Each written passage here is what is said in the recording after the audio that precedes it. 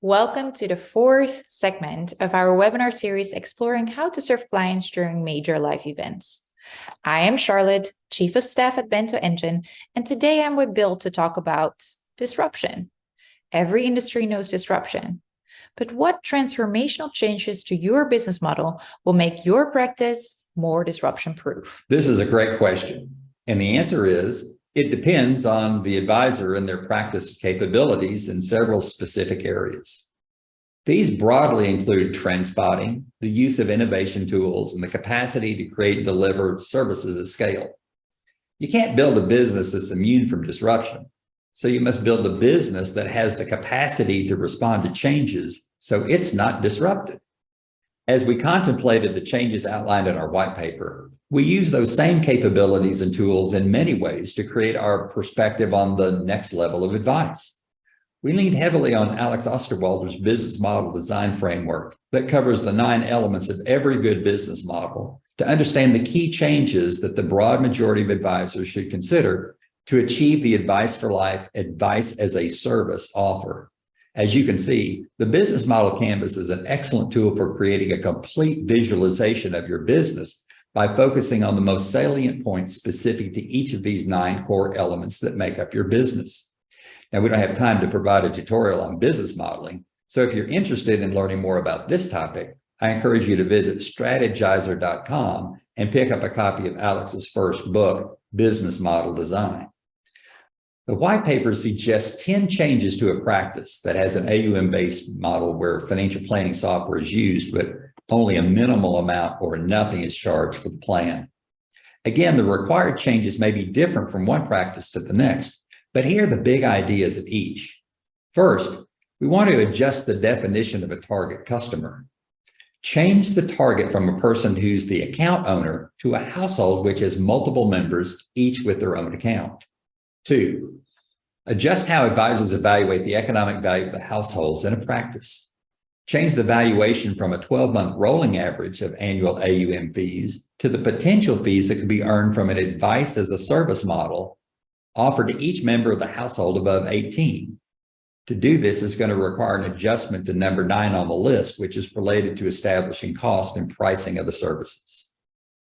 Third, adjust to extend the economic value across time. Once adjustment 2 is complete, project using standard mortality tables to determine the probable yearly revenues from each household member until each person reaches 85. Fourth, if a practice has an established niche or market focus, you don't have to change this. Since the Advice4Life offer is universal, no matter who the client is, just deliver this approach to your current households and let prospects know you'll support their life events with the specialty you've developed for their niche. Fifth, perhaps the biggest leap for the advisor is to change your value promise from investing well to living well, with asset management positioned as an ancillary service to your core advice as a service offer. Number 6 is about not abandoning your current products. You're just moving them from the position as a driver of your revenues and placing them in the basket of solutions that can then be accessed when creating the more complete response to a life event. Don't sell the product, just make them elements of the solution that are required at an additional cost to the user. Change 7 says you're going to need to map out a new client journey or experience to attain all the benefits of the Advice4Life approach. Also, you'll need to change your mindset about how you spend your time. Instead of asking, how can I fill my time most efficiently? Ask, how can I allow clients to connect with me when they need me? Take ownership of checking in with the client in micro connections, to check in to be there just in time for the moments that matter and ensure responsive outcomes are realized. Number 8 is around understanding the cost of delivery. Most advisors think they are the cost that must be recaptured through correct pricing. But the truth is, it involves more than the advisor's time. You're designing a product, so you must understand the associated costs. Under Advice4Life life event offers, your cost to deliver this is made up of 3 different costs: accessibility to you when it's needed, expertise, because you had a cost to create and produce your life event kits, and advice, the time required to bring your wisdom in your staff's activities to collaborate on responding to the life event. And finally, don't forget your general admin and overhead costs. All of these will go into the pricing strategy. Change number 9, ask us to think differently about our revenue streams. So here you want to unbundle your commingled household-based AUM fee-based approach and get creative in rebundling a core set of life event support for each customer segment to serve as the annual advice as service fee. And because life events have different levels of complexity and effort to solve them, each life event response has its own cost to deliver it. Be sure to price the new service set profitably. The approach certainly allows for relationship pricing if desired, but don't commingle the revenue earned from your old products, like creating a charge for a financial plan or placing insurance, as these have their own fees and should be separate from the price charge for advice as a service. Now, item number 10 suggests you need to adjust your branding message. And it's important to remember that a branding message should reflect not only the fundamental value promise offered, but also evidence that the value applies to the prospect. The white paper offers up 4 different branding messages that address the typical situations where those messages are needed.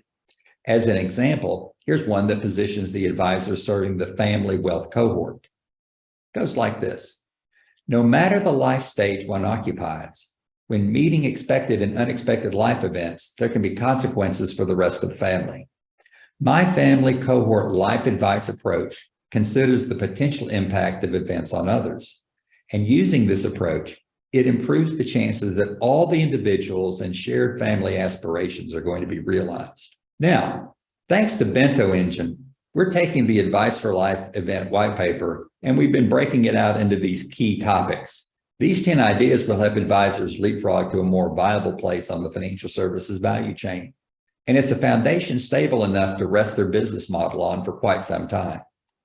In our next webinar, we're going to cover the Advice4Life client experience, which is made possible by these 10 changes that we've just discussed. I specifically called out Bento Engine as a resource in my white paper because of how it makes this transformation so much easier than an advisor trying to do everything themselves. So Charlotte, I know you have ideas about how Bento Engine helps advisors with today's topic, so let me pass the controls back over to you. Thank you, Bill. This is very relevant, especially in the current market where asset allocation will just have to be part of the whole value proposition. Bento helps advisors find those moments that matter and delivers bite-sized, multi-format content that you can share directly with your clients when it is most relevant to them. For example, you can see a piece of content right here, and when a client is about to turn 50, you might want to advise them on making catch-up contributions. This will increase their tax advantage savings, and then you can also show them directly what the dollar value would be if they take your advice. Do you want to wow your customers when they don't expect your call?